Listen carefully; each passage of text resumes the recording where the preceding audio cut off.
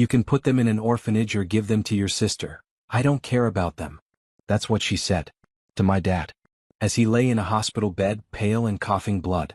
She packed her red suitcase like she was going on vacation. My little sister Amara gripped my hand, her eyes wide and confused. I was 14. She was 6. We just lost everything, Dad's job, his health, and now. Mom. I don't know you anymore, I whispered as she stood by the door.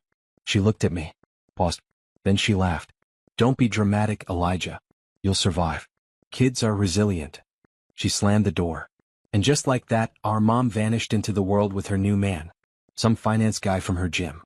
The same one she used to say was just a trainer. Dad died a week later. No funeral guests. No extended family. Just me, Amara, and the social worker who handed us garbage bags and said, pack what you need. We lived in a group home for a while. Foster care. Tried not to get split up. At night, Amara cried into my chest and asked me, do you think she even thinks about us? I lied. But in my heart I swore one thing. Someday. I'll make her remember. And 12 years later, on the night she knocked on my door trembling, I knew the day had finally come. 12 years is a long time to live without a mother. Long enough to stop asking why. Long enough to turn pain into fuel. After bouncing through 4 foster homes, I aged out at 18. Took community college classes by day, stocked grocery shelves at night. Amara stayed with a kind older couple, Mr. and Mrs. Brighton, who gave her something like stability. I never let a single paycheck slip. Every dollar saved had a purpose.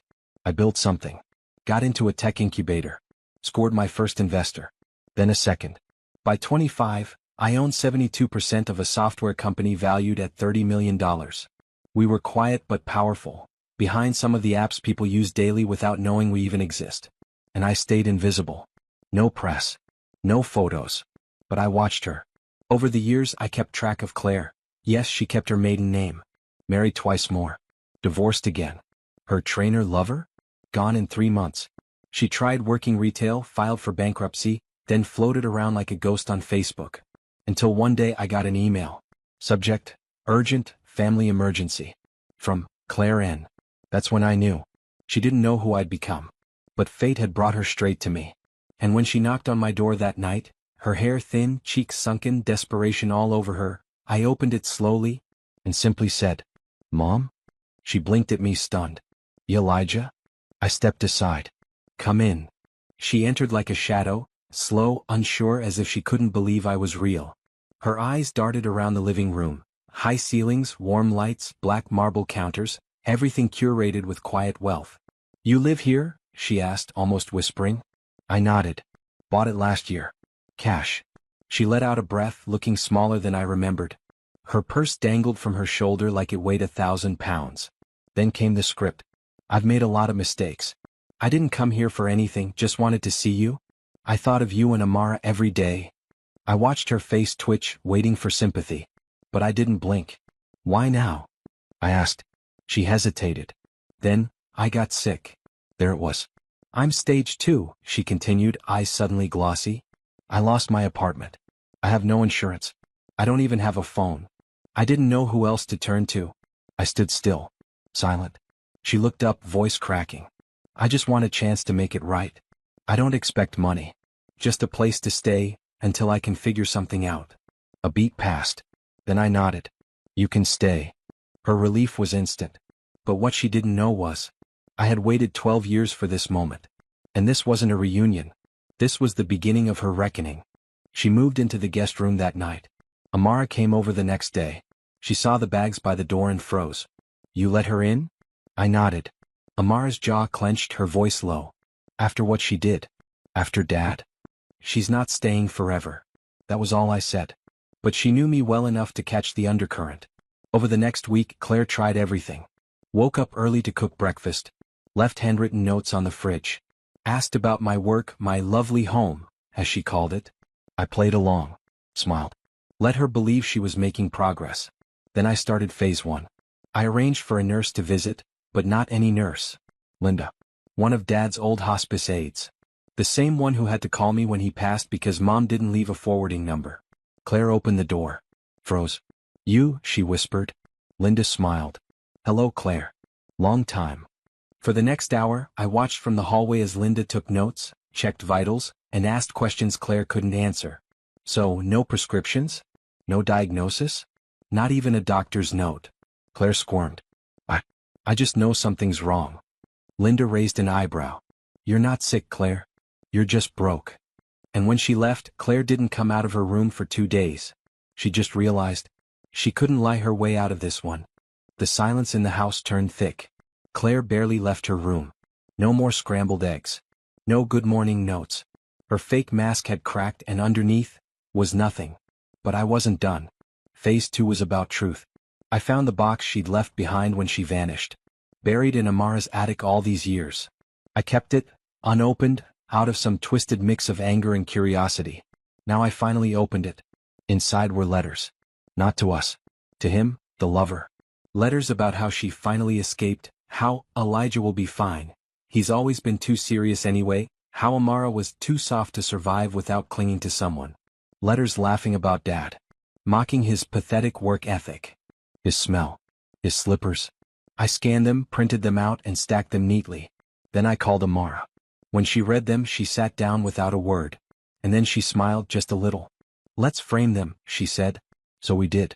On the wall above Claire's bed, 12 crisp pages, glass protected, each one titled, The Mother You Wanted Back. That night she screamed when she saw them.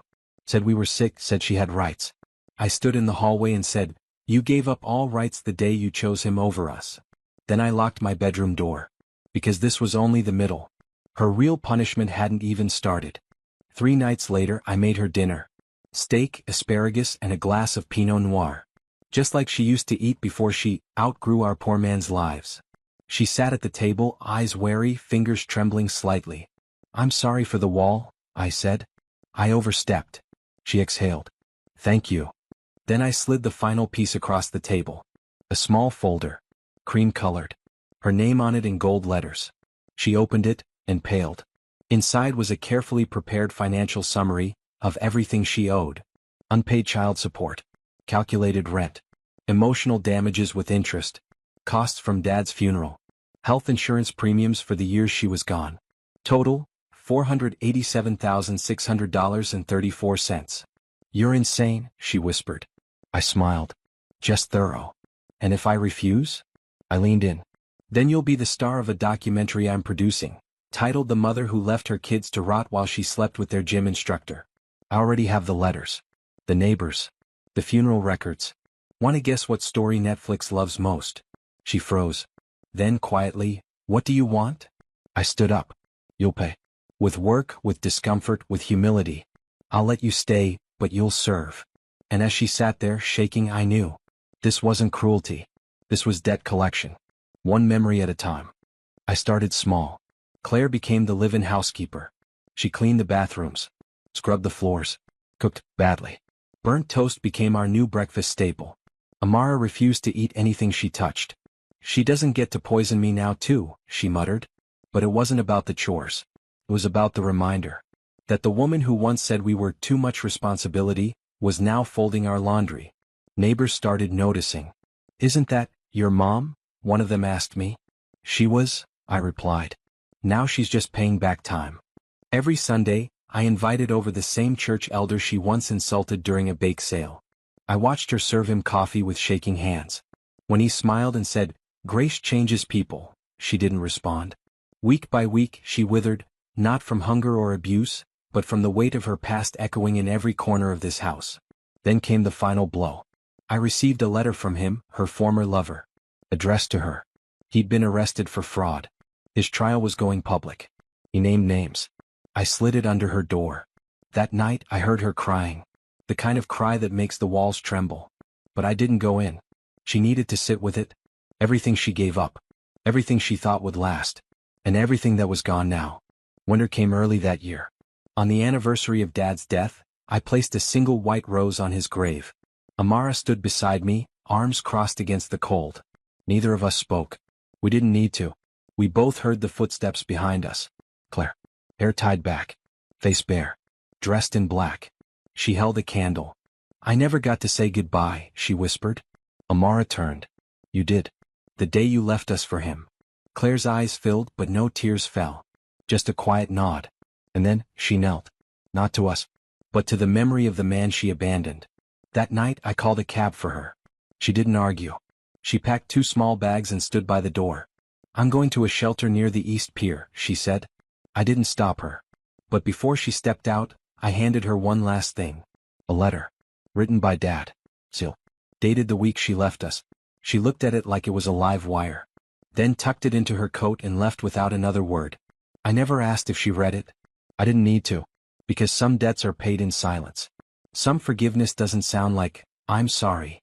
And some revenge is just finally choosing peace.